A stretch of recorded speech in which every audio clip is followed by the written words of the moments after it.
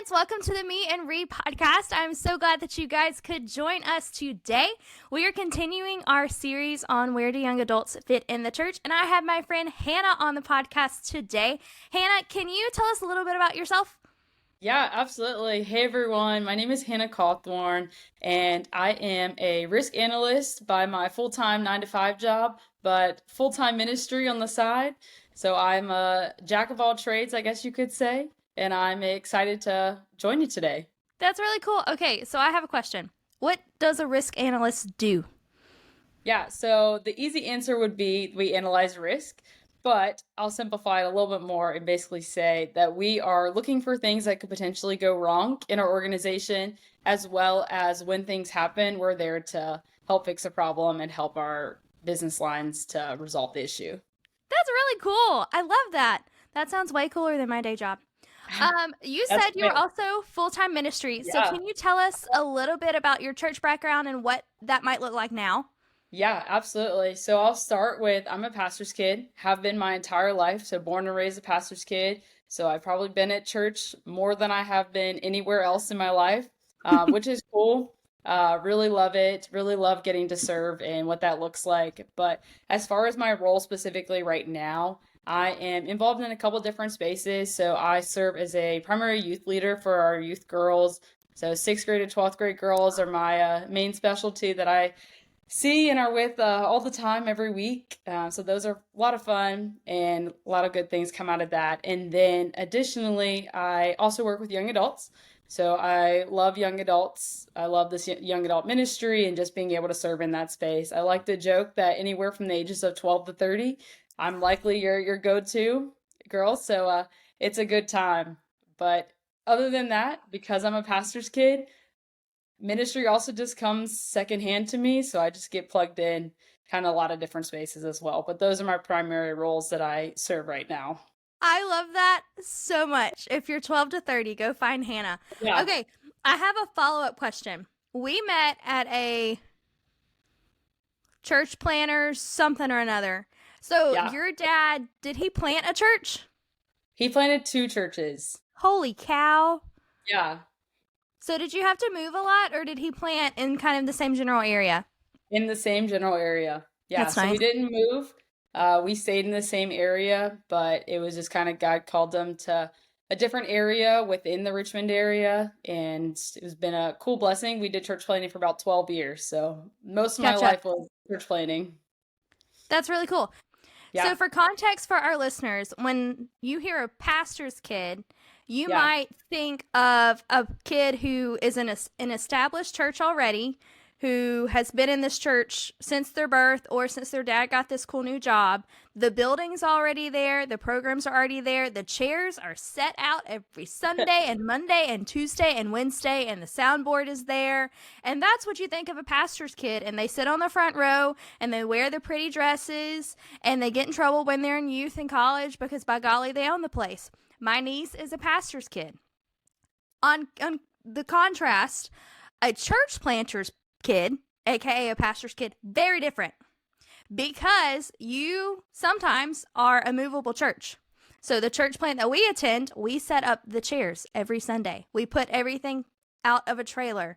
The soundboard goes in its pretty little case and goes in its pretty little designated spot to be found and is put inside when it's cold so that it doesn't freeze. Like the whole kit caboodle. So when you say you're a pastor's kid, Hannah, and you've been in ministry forever, I just need people to understand that ministry and being a church planter's pastor's kid is very different than your typical Sunday morning, Sunday night, Wednesday night. Yeah, my dad's at the church. I have to be there, right? Yeah, so actually I've been both. So the first probably 13 years of my life, my dad was a youth pastor of an established church. So I was that a Sunday morning, Sunday night, Wednesday, every time the church was open, I was there. Uh, was the one sitting right there, like in the front row, like you mentioned. I wasn't the one running around the church, but my siblings definitely were. Uh-huh. So I was in that space. And then for my middle school, high school, and college years, I was a church planter's kid where we did all the things. We met in schools, we met in daycares, we met in parks, in people's homes, parking lots, you name it, we likely did it. So that was a lot of fun. And then now, fast forward to right now, we're actually back in an established church. So Yes. I've been a pastor's kid in all the different spaces, all the way from a youth pastor's kid up to the senior pastors. So it's a fun time. A lot of good stories have come out of the past 20 some years of my life, but I've enjoyed it. That's so cool. Okay, so we know we're chatting about young adults today. Yeah. We know that you are the go to gal for anybody 12 to 30 at your church. So, do you think young adults fit in the church and where do they fit? Yeah, absolutely. Young adults fit in the church in every capacity. And I think that's an area that's very underutilized right now is using the young adults to serve. A lot of times they're looked as, oh, like they don't know how to do this, like they don't have kids, they don't understand what all this looks like. But young adults are in their prime time right now that they are ready and they are willing to jump in and serve. They're just needing kind of that extra push. And young adults, in my opinion, can serve in any capacity, whether that is serving with children, serving with youth, doing setup and tear down, Mm-hmm. doing the tech and audio side, being a part of the worship team, really any of the other teams that you can think of in a church, whether they are standing at the front door greeting or serving in the back, whatever that looks like. Young adults have as much of a role as anyone else does. And I think that's the cool thing just about young adults in the church is they're easily able to be plugged in because they're maybe not have a family and be tied down and their schedules may be more open and flexible that they can step in and serve in places that maybe some other people at the church can't serve in. Yeah, absolutely. So, when you say young adult, what age range do you count as a young adult? Yeah, so this is a controversial topic for a lot of people, but in my personal young adult ministry, I do 18 to 30, and that's kind of a really big deal to me, more so of a lot of churches focus in on like the college range, like the 18 to 22. And then people graduate from college, and then it's a matter of, okay, now what? Like, what am I supposed to do? I'm just starting in my career, I'm maybe starting a family, and I have no idea what to do. So, because this kind of comes from my own personal experience of when I graduated college and came home, it was kind of like, all right, what now? How do I make friends? How do I have a community like I did in college and be around these godly people?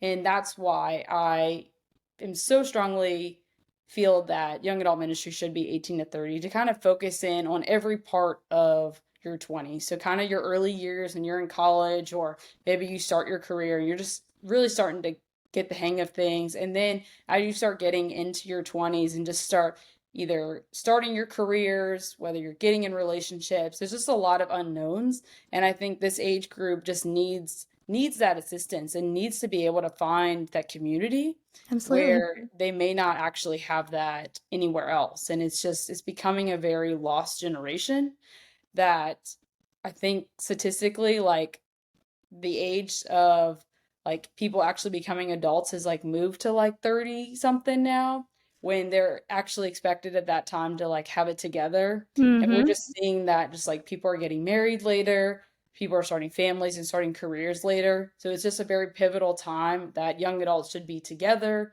in community and be able to have those opportunities to grow and serve together. Absolutely. I love that. Will you tell me what you mean by community? I know you said that a lot, and I think I know exactly what you're talking about, but can you expand on that a little bit? Yeah, absolutely. So community is like my like spark word that I love and I like to use all the time. But community to me is essentially a matter of a group of people being able to come together in a like-minded way. So whether it's a group of believers or not, and being able to come together and be able to grow together in the Lord. So what that looks like is like through Bible studies, through small groups, being able to hold each other accountable to what they're learning in the Bible, what God is teaching them, and just what God is doing in their life on a daily basis. And then also just being able to create an opportunity for fellowship and being Mm-hmm. able to gather together for food, for fun, and just create these opportunities for young adults to really just get to know each other, simply make friends as a lot of them are lonely, and Yep. this type of community just really just draws them together. And I think as Christians, as non-Christians, everyone needs some kind of community where they can fit in, they can belong to, and feel like they are welcomed and they can be included in things and feel like they have a space. Yeah. And I think young adults are ones that really need that. They really need to make sure that they can belong somewhere, compared to always saying like, oh, like maybe in a few years, like you'll understand, you'll know what to do. But this community really helps to kind of bring them together and allow them to grow together in a space that there are other people walking in the same seasons of life as them, and they get to do it together. And that's what's really beautiful about young adult ministry. Yes. Oh my goodness, yes. I remember when I moved out of college. So I, crazy, wild, ended up moving to Virginia. I am originally from Mississippi, and I moved 995 miles away from my parents and my brothers and everything I knew. I graduated the end of May, moved in July, and I knew about 3 people in Virginia. And I remember the first snow that we had here in Virginia. We got 15 inches my first winter. I was teaching, we got 15 inches, and we could not figure out how to turn the heat on in our apartment. We could not do it. I had a roommate. We could not figure out how to turn the heat on. And we're like, who do we call? Like, what do we do? What are we doing wrong? Because our thermostat said heat. So we called one of the guys we had moved here with, who was part of our community, had been part of our community in college, but he was a bona fide grown up, like had kids, was over 30, totally knew what he was doing. Lies, all lies. But we FaceTimed him, and he's actually my emergency contact even now that I'm married, because my husband works at a naval base. But this guy's still my emergency contact, and I FaceTimed him. He's like, hey, what's wrong? I'm like, it's 22 degrees outside, and we don't know how to turn on the heat. And he's like, okay, take me to your breaker. And so we had to open the breaker, and it took 20 minutes for us to figure out how to turn the heat on. And we figured it out. Thank the Lord. But it's such a silly thing that you need community for. It wasn't like I could just call my mom, because she didn't know what the apartment looked like. She had never been before. And so we had to call our community and be like, hi. So we have this very simple, tangible thing that we have no idea what to do. And can you please help? And it took him 20 minutes on a FaceTime. Yeah. Mainly because we were all snowed in. He would have been at our house, but mainly because we were all snowed in. And so I love that you said that young adults just want to belong, because that's all anybody wants to do. Yeah. They want to belong in whatever circle they're in, and that's why Jesus came. He came so that we could belong. And Absolutely. we want our young adults and our old adults and our little people and everybody to feel like they belong in these communities Yeah. that we get to be a part of as the church. Because the church doesn't say, okay, the littles have to stay over here, and the young adults are 18 to 22, and then the 22 to 33s, you can just figure your life out. And then, by the time you're 33, it's your Jesus year. You got this. Yeah. You Yeah. totally got this. And then by the time you're 40 and 50, you're like, yeah, I know what I'm doing. Yeah, I got this.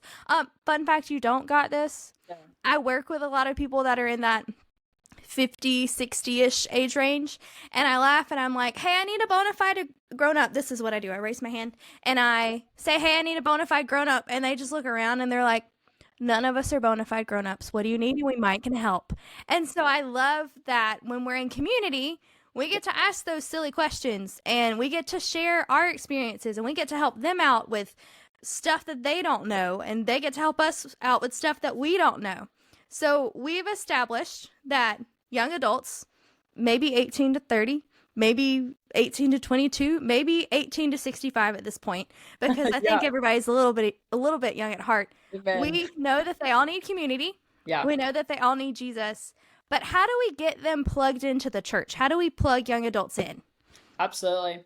I think that's kind of a big thing that churches struggle with, is they get them in the door and that's it. And a lot of them, they'll either have a short lifespan at the church because they're not plugged in, they're not connected. But the cool thing about it is, because young adults just want a space to belong, a place that they feel welcomed, that's the first step is as a church body, making the young adults feel like they belong in the church and not looked at as, oh, you're too young to do this. You don't know this. Can't possibly offer any wisdom or life experience to this situation. It's no, like they want to be welcomed. They want to be taken out to dinner or lunch with people, and they want to be poured into. And if young adult is willing to come to your church, they're wanting something more than just a surface level. And a lot of times they get lost in the crowd. They get lost in the shuffle where they're just like, you know what? Like they're young, like they're still figuring it out. And it's like a lot of times now, especially in the church, we're seeing young adults who genuinely want to be a part of something and feel like they have a role. Mm-hmm. And instead of just waiting for them to come to you and say, hey, what can I do? It's a matter of, as a church body, going to the young adults and being like, hey, like, let me take you out to dinner, get to know you more as a person, get to know maybe your skill sets, what you like to do, areas that you could potentially be of value and help to serve in our church. And that to me just means so much more than just plugging them in anywhere because you're like, hey, we have a need here. And a lot of young adults will do that. You say, hey, we need someone to help watch with kids. And they'll be like, absolutely. But getting to know them on a more personal level and really getting to see kind of their strengths, their weaknesses, and where they can really belong in the church and kind of have their role. And as people have like their specific roles in the church, they're more inclined to want to do more and want to give it their all because they feel like they actually have a place compared to, oh, I'm just here. And it seems like everyone is already kind of has their little niche and already has their area of serving. But being able to see that from a different lens of, oh, like they've invited me into this space. They have seen that I can do more than maybe I can think of myself, Yes. and they think that I can be of value to this church body, and just being able to glorify the Lord together, no matter how old we are, is such a beautiful thing where you get to serve in a ministry alongside young people, old people, everyone in between. It's a beautiful picture of what the church is supposed to look like. And it's a matter of, in the Bible, it doesn't discriminate against people's ages. Oh, you have to be this age to serve in this space or do this type of thing. It's no, it's everyone coming together as the body of Christ. And I think that's the cool part that we get to see every day is just young adults being willing to step up to the plate, but also being willing to have that connections with people that's maybe not their same age. And they can look at it as a way to be mentored, be discipled, and to hopefully be able to gain the wisdom and the experience that a lot of these other people have and really get to make their place their own in the church. Yes. Oh my goodness. Say it again, girl. That's was amazing. So I love how you said to invite people to dinner or to lunch. I remember when I moved, we had one of the ladies at church be like, hey, I have to go get groceries. You have to go get groceries. Do you want to Yeah, come get in my car? It's absolutely. like, yeah, that would be great, specifically because I don't want to go to Walmart by myself. Yeah, So silly stuff like that, just inviting people in, or say your family's having a pizza night on Friday nights. Be like, hey, you want to come? You like pizza? You like movies? yeah, Come on. And I love that you said making connections and relationships because that helps people feel like they belong yeah, and it creates community in ways that you never thought. And you get to learn from each other, and we get to actually be the church and being all things to all people. Because if I have a need and you can feel it, you're going to feel it for me. And yeah, if you have a need and I can feel it, I'm going to feel it for you. And one of my favorite things as I've gotten older here in Virginia, especially when I was teaching or when there was a family at church that was fostering, and they were like, hey, I don't get off work and the kids are getting home 15 minutes early. Can you please? I'm like, yeah, I'm yeah, in my car right now. Like, I'm gone. And that is a privilege I got as a young adult because I had the flexibility as a teacher. I yeah, got off before they got off. So I got to fill that need for them. Well, in turn, there was a Friday night that I was extra lonely and I was very much missing my parents. And I was like, hey, I would prefer not to be at home by myself tonight. Can I please come watch yeah. a movie at your house? I They're love like, that. yeah, why did you ask? You have a key to the door. Like, come on. And so we get to fill in that gap for people both ways, both directions. Yeah, And I love that young adults have the unique privilege that we are the current church. We're not the future church. yeah, And because we're the current church, we get to meet those needs, even though we absolutely. may not feel very big. I remember when we first moved, we hadn't launched Impact yet. And so we would go visit the churches that our pastor was preaching at. And I remember walking into one of the churches during COVID, and this sweet little old man was at the front door, and he like hugged all of us, and it was COVID. Yeah. So we're like all in mask, and he's like, "Oh, young people, oh." That's And so I was like, sweet. "Oh my goodness, you guys haven't seen like people my age in months." And Yeah. then we walked in, and it's really scary going to a new church. I don't know if you remember that feeling, but it is so scary because you don't know the rules. You Yeah. don't know how people are going to respond. You don't know when to stand up. You don't know when to sit down. Are they a clapping church? Are they an amening church? Do you just have to be quiet? Like, what are the rules of engagement here? And so when young adults walk into the church, they've already done the scary part. Yeah. They have met their courage quota. Like Yeah. they did their 5 seconds, they're done. Yeah. And so I love that we as church members, as followers of Jesus, we get to walk up and say, "Hey, my name's Reanna. What's your name?" And then we Yeah. get to have that conversation of, "Okay, so what do you do? Oh, do you need some coffee? There's some over here. Let me take you. Yeah. Okay, so do you need this, this, and this? Do you need a ride home? Do you need somewhere to go for lunch?" Like those silly, simple things that everybody has to ride somewhere. Everybody has to go eat lunch, and most people need coffee. So we get to meet those very simple needs by having a conversation, and you never know what interaction's actually going to change your life. And there's two. Yeah. Because most of the interactions I currently have, my husband being included, I remember the minute I met him because we were at church in the parking lot, and I had some weird circumstances going on, and I was very weary of them, but another podcast. And our pastor was talking to Philip, who's my husband, and he was telling him that I lived in the same apartment complex, and I needed him to not tell him what apartment I lived in. So I turned around and was like, "Hi, I'm Reanna." He's like, "Hi, I'm Philip." And I remember meeting him, and so we made a young adult connection because we were the same age. We ended up being in the same community group, and over the course of that community group, we got to have that connection and relationship that we were way friends way before we were even interested in each other. Yeah. Again, another story for another podcast. But we have lots of adults, I call them bona fide grown-ups, that got to speak life into us and answer our questions and feed us on Monday nights. Like one of the silly things when I was in a community group, we've multiplied out, but they were like, "Hey, you work 5 minutes from here. Do you just want to eat dinner at our house before community group?" So every Monday, I left work and had to be at their house by 6 because community group started at 6:30, and they had an extra spot at the table for dinner every week. And it was such a simple thing. All they Yeah. had to do was throw an extra piece of chicken on the grill. Like Yeah. that was it. But that made sure I had dinner that day because there were many Monday nights that I didn't eat because it's so hard cooking for one. Yes. It's so hard cooking for one. And after you've eaten the same thing 7 days in a row, that Yep. person calling and saying, "Hey, we have extra dinner. Are you coming over?" Or, "Hey, do you want to go out to Panera? My kids are gone." Like Yeah. simple, silly things that are just so filling for you after you've eaten chicken and dumplings for the 7th day in a row. Yeah. Not that I don't love chicken and dumplings, but I definitely made that mistake when I lived by myself of Yeah. making an entire pot. But those are simple, silly things that we can let young adults into our lives, Yeah. or even young adults helping other young adults. We used to have supper club, and we'd have supper club, and this person would be in charge of the entree, and these people would be in charge of the sides, and that person was in charge of the tea because they couldn't cook. And we all ate and met, and we played games, and we did life, and it made everybody's life so much easier because that was one less thing that you had to do for yourself.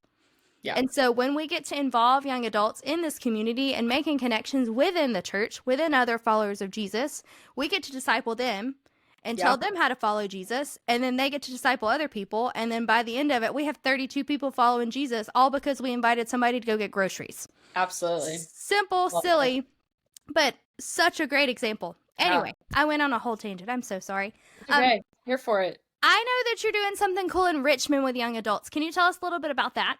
Yeah, absolutely.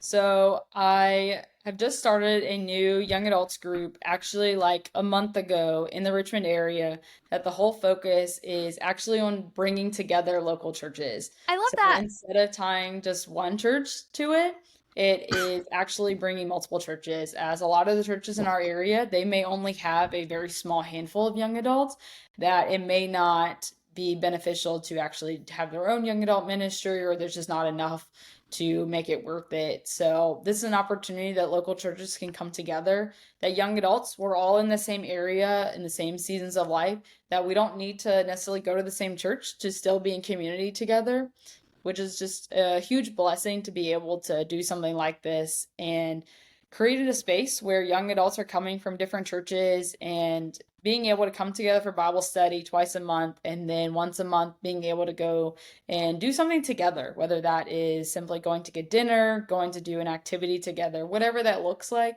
It's simply just creating that community. And then the biggest tie with this is our people who are leading the Bible studies are actually local pastors. So that then ties it back to the local church and making it known that, okay, this isn't in replace of a church on Sunday. This is helping you to, one, get connected with people, but then also to be connected back to the local church and making sure that you are being poured into and fed in that space and can continue to walk in your faith with the Lord. So that's been a really cool kind of thing that we just started. But I'll add a little bit more that started probably back in May, actually, where we would do every other month we would do a young adults worship night in the area.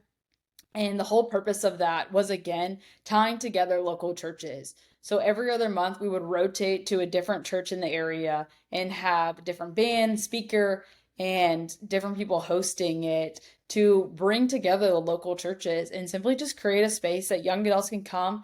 They're going to get to worship together. They're get to hear the word. And then afterwards, they're going to get to have a time of food and fellowship and simply just be able to make connections. And through that, it's just been such a blessing to see the people who have had connections with people they didn't even realize.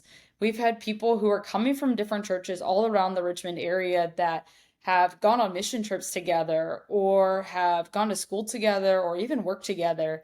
And it's such a cool thing to know that, hey, like, I'm not alone. In many of these spaces that maybe you think you are, especially outside of the church world, it can be very easy to feel like, okay, that's my own space. I'm alone here. I don't know anyone. And then you get to see these type of things. You're like, oh, like, I didn't know you were a Christian, and be able to form those connections. It's such a cool thing. So because of those worship nights, we then started this Bible study. Like, here's another step of getting to pull people who may not have connections otherwise, or be able to really know people their own age, that maybe there's only a couple young adults at their church, so they just don't really have people their own age they can be friends with, they can do stuff with. So it's still very much in the growing stage of this, but I think that's the cool part about it is, like, the options are endless, and it's kind of just a matter of, like, trusting the Lord that, like, this is a space that, like, young adults, like, need to be a part of. That is so cool. I love that so much. Yeah. So if people wanted to get plugged in, is there like an Instagram or a contact info? Yeah. Yeah, so right now we are just using GroupMe. So it's called the RVA Young Adults Ministry right now. And it's a matter of, I'm kind of the main contact for it. So definitely I'm the point of contact if anyone has questions for it, and then can help get connected to, like, our GroupMe, where you would get to know kind of everything that's going on and things like that. Perfect. I'm going to put your Instagram handle in our show notes, and people can DM you if they're interested. Yeah, Is that cool? So absolutely. that's going to be my plan. That is so cool. I'm so excited. I just shook the table. So anyway, excited over here. Hannah, is there anything else you wanted to share with us? Yeah, I'll just share one more piece with young adults. So for the past 2 years, I've actually also been responsible for leading a young adults retreat for the state of Virginia. So this has been a really fun opportunity to, again, pull together the local churches all over the state in our state convention and be able to have an entire weekend where young adults can worship together, can be fed the word, and just fellowship together and get to meet new friends. And what a cool thing that has become. And it's just continuing just to grow, and just so many blessings are coming out of that, between new friendships. We actually have a couple that met at our retreat last year that's getting married next year, which is so fun, and I love that. And it's just really cool to see the connections that people are forming through this, and just the excitement they have that they can each year be able to look forward to this, and just the amount of churches that are wanting to be a part of this, because, again, it's not just doing something for their own church. It's Yeah. building the kingdom of God and being able to come together and not coming as individual churches, but rather coming together as just a group of people who want to get closer with the Lord. And that's been so cool. And just God has just been so present just in that whole space. And just it's a constant blessing. And just so much more is coming out of that and just in the future and kind of looking forward to next year. So I'll just add that's a fun space that I've also been able to be a part of and help to kind of lead and kind of take the strike for it. Yeah. So yeah, it's been a lot That's of fun. so fun. I love that you get to do all things young adults. I know you started with telling us that you're everybody 12 to 30, but by golly, you're like in charge of the state and the capital and all the I other yeah, places. God has definitely given me the time and the resources to be able to do a lot of this stuff, which is such a blessing for sure. That's amazing. I love hearing the stories. I cannot wait to hear updates. I will be texting you, be like, hey, Yeah. friend, what's up? So I'm going to close us out. So thank you, Hannah, for jumping on the podcast with us. This was so fun, and I learned a lot, and I will be definitely bothering you about the young adults in Richmond and other areas. Who knows? We might get to go to retreat this year. So Yeah. if you want to follow us on Instagram, I will leave Hannah's Instagram in the show notes. My Instagram is Reanna, Reanna, Ivey, Ivey, Hoff, Hoff. You can DM me there or comment questions, concerns, hit me up, let me know. Thank you so much for joining us on the Me and Reed podcast today. If you are a Spotify listener, you can totally fill out the poll in the comments below. If you have a comment for Hannah or questions, I will be more than happy to forward those to her. If you're an Apple podcast person, I haven't figured that out yet. So maybe just switch over to Spotify or DM me on Instagram. Anyway, thank you for being here. Cannot wait to see you next week. Have a great day. Bye, friends.